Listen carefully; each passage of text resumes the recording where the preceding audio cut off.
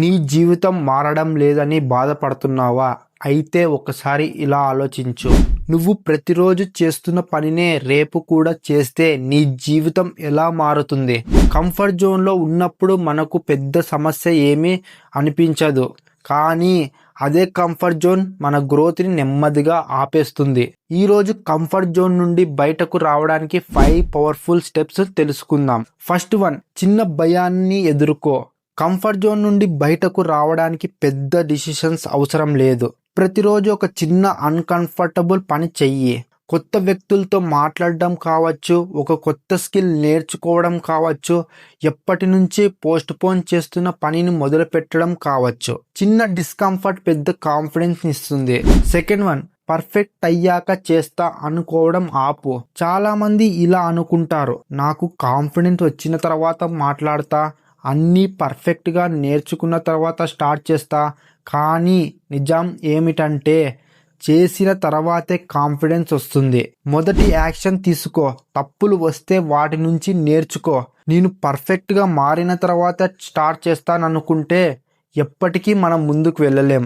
Third one, రోజుకు ఒక కొత్త విషయాన్ని నేర్చుకో. నీ కంఫర్ట్ జోన్లోనే ఉండిపోతే నీ డైలీ రొటీన్ ఒకేలా ఉంటుంది.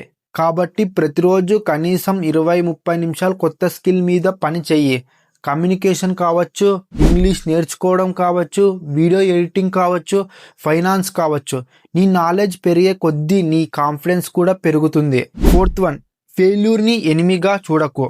నువ్వు కొత్తగా ఏదైనా ట్రై చేస్తే ఫెయిల్ అయ్యే అవకాశం ఉంటుంది. కానీ ఫెయిల్ అంటే నేను పనికి రాను అని కాదు. ఫెయిల్ అంటే ఈ మెథడ్ పని చేయలేదు, ఇంకొక మెథడ్ ట్రై చెయ్యాలి అని అర్థం. ప్రతి మిస్టేక్ నుండి లెసన్ తీసుకో.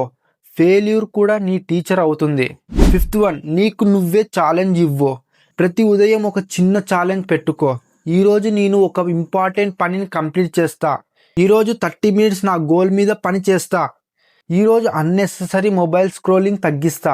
చిన్న ఛాలెంజ్ని కంప్లీట్ చేస్తూ వెళ్తే నీ మీద నీకు నమ్మకం పెరుగుతుంది.